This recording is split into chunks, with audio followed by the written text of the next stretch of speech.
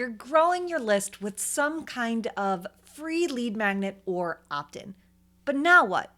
How can you easily and automatically lead those new subscribers into becoming customers or clients? I'm Claire Pelletreau, and I teach people how to use Facebook and Instagram ads to grow their businesses.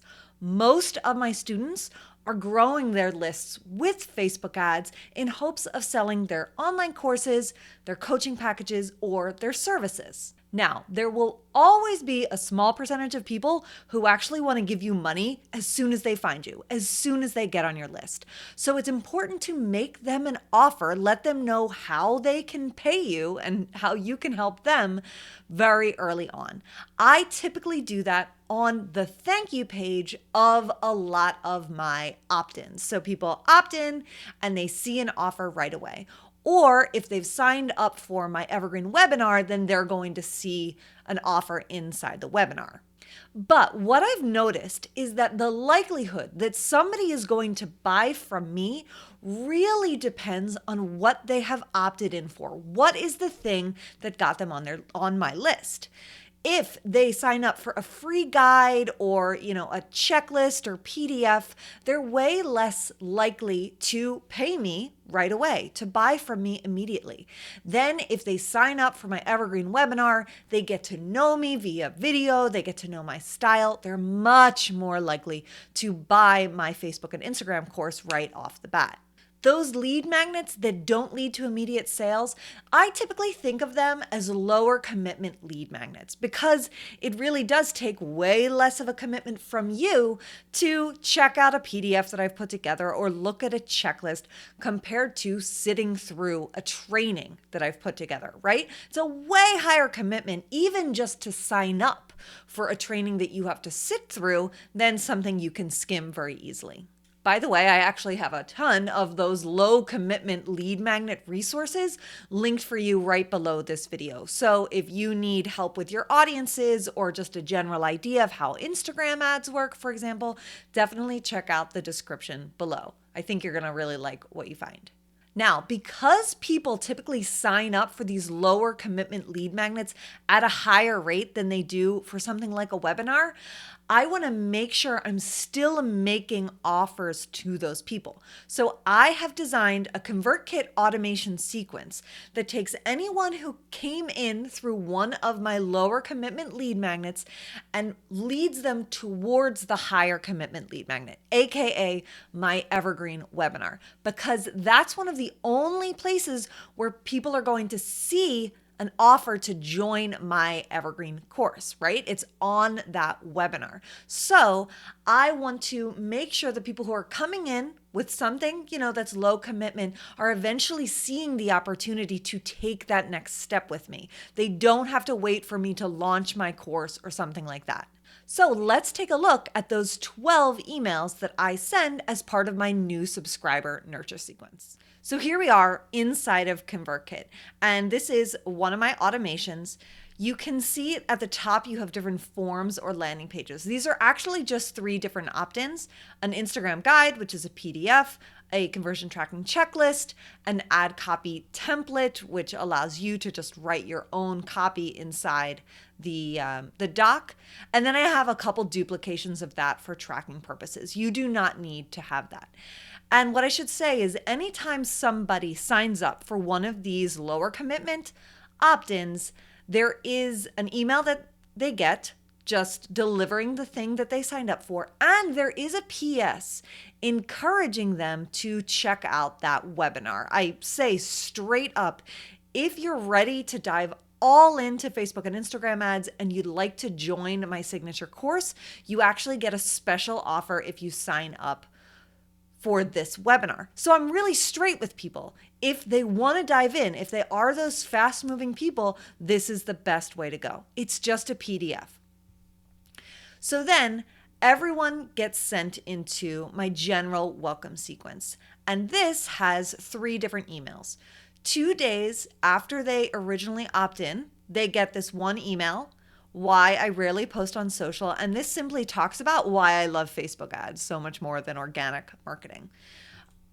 This is a value-based email. This is what makes you lose money on ads. the big mistake that people always do is setting up their conversion tracking wrong. So I just linked to 4 different videos, I think, about conversion tracking that people can watch for free on YouTube. It is totally value-based. There's no call to action here. It's just me being ridiculously useful. That is the motto of my business, be ridiculously useful. So that's what I'm doing in this email. And this one is sent 2 days after the previous one.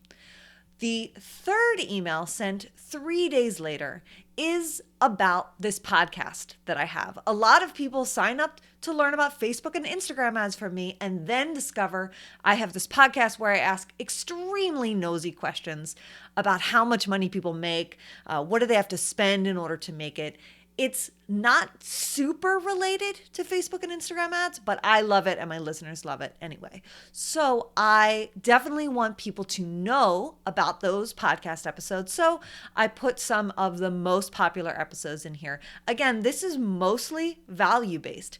In those episodes, there are ads for different opt-ins, including for my evergreen webinar. So there's definitely a possibility that somebody could go listen to this episode with Brooke Castillo and then sign up for that webinar. But they wouldn't know that that episode exists if I didn't tell them in this welcome sequence. So again, this is called General Welcome 2020. After that, they get put into the 5 ads webinar invite A sequence that I have. And this starts 3 days after the podcast email. And this is an invite to join the webinar, what they're going to learn, why they should learn it. It's got a couple calls to action in here. It's long, but this is one way to just get people to sign up for the webinar. If they don't sign up, then they see this next one 2 days later. It's another invitation to join the webinar, right? These are not hard pushes because this is an evergreen webinar. So there's no way to say like, it's happening tomorrow. You gotta, grab your spot, or spaces are limited, because that's bullshit. People can get into this anytime they want. So I just have 2 emails at this point inviting them to join. So if you remember, they've now seen an invite to this webinar 3 times. 1 in the PS of the email that delivered the lead magnet that they sign up for, and then 2 in these emails. And you can set up who you want to get these emails either in the settings or in the filters here. So I have filtered out people who have already signed up for this webinar, or people who have been on my list for a certain amount of time, because I know they already saw a very similar email. Okay, so after those 2 emails, we go back to just value-based content. And this is how many? I think it is, it's 4 emails. And this is when I start sending them once a week, so every 7 days. And I will say that I think on all of these emails, I have filtered them to just go out Monday through Friday. I don't get a lot of opens for my business on the weekends. So if I'm going to do this automatically, then I just want these emails to go out Monday through Friday. Now, when I have new YouTube videos or new podcast episodes or something about a special offer, people are seeing those at the same time. I do not exclude people who already are going through this sequence from my general newsletters. That's just something to keep in mind. So some people might get 2 emails on a day or 2 emails in a week. It's not that big of a deal. So this one is about a YouTube video, 2 best way to sell online courses with Facebook ads. I'm making sure to include this because I got really good engagement on this one, and it's really for my perfect, my ideal customer, right? So I wanted to make sure it's here. This email also got a ton of responses when I sent it out as a newsletter. So that's what I'm doing here. I'm not rewriting or even writing from scratch a bunch of new emails. No, I am taking things I have already written. I'm taking out anything that talks about it being the new year, or great, we're going through a global pandemic, something like that, that makes it not evergreen, and I'm making sure that it's evergreen, but I'm keeping all the good stuff. So that's, again, 7 days after they get the last webinar invite. And then all of these are 7 days later. Again, I am mostly sending YouTube videos because I have seen that correlation between people who watch me in a video and people who buy my courses, right? There's just more of that know, like, and trust process happening a lot faster. Also, some of these videos are just dead useful, right? They're, literal tutorials or whatever. So people really appreciate the free content. This is truly valuable, ridiculously useful content. So some of the emails are long and some of them are short, and that is fine. This is, again, another one. It's another tutorial ad. And one of my favorite strategies, the Hunger Games ad strategy. If you haven't seen that video, you have to check it out. We will link that below as well. So this one is just one I was unable to delete for some reason, but I've decided to just have 4 weeks. That's 1 month of just regular content going out. That means that if my newsletter doesn't go out for some reason, or I'm just busy doing other things, people are still getting this month of great content. After this month, they get put into another sequence that invites them to join the webinar, right? Just because they didn't join a month ago doesn't mean that they're not going to now.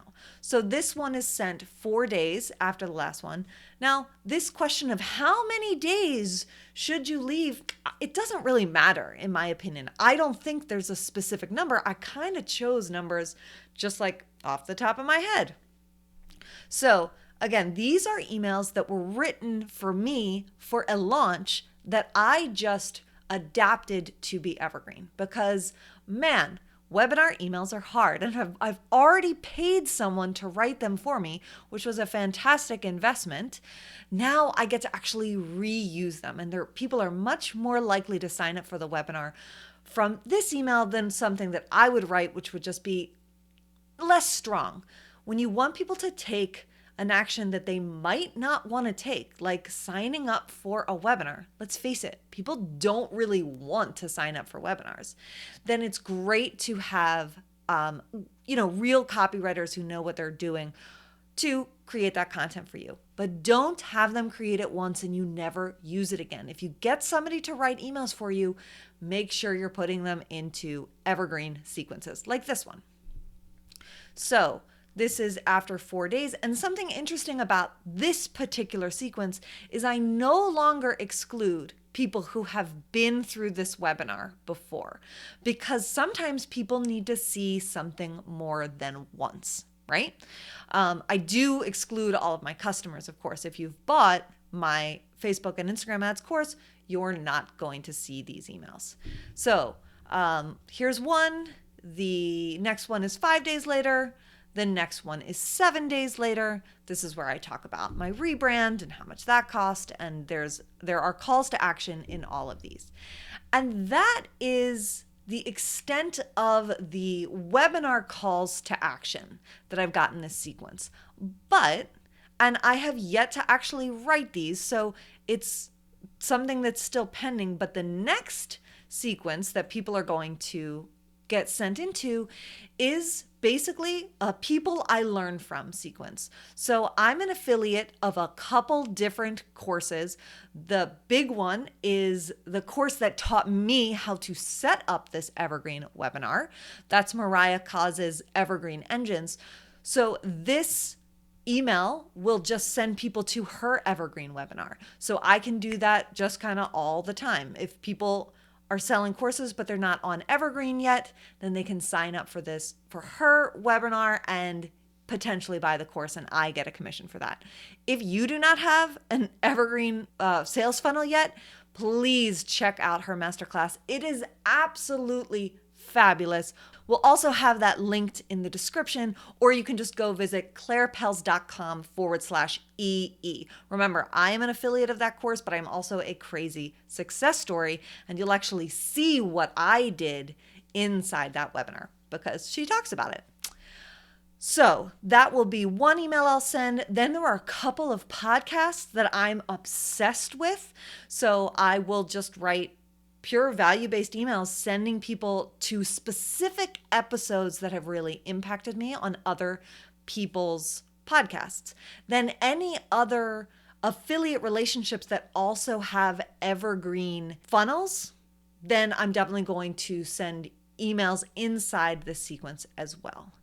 And finally, I will put any kind of new YouTube video or new blog post that is evergreen into this forever funnel, right? So that I can just send out a newsletter and then put it in here. So if somebody signs up for my list tomorrow, but I sent out an incredible blog post yesterday, they wouldn't know about it.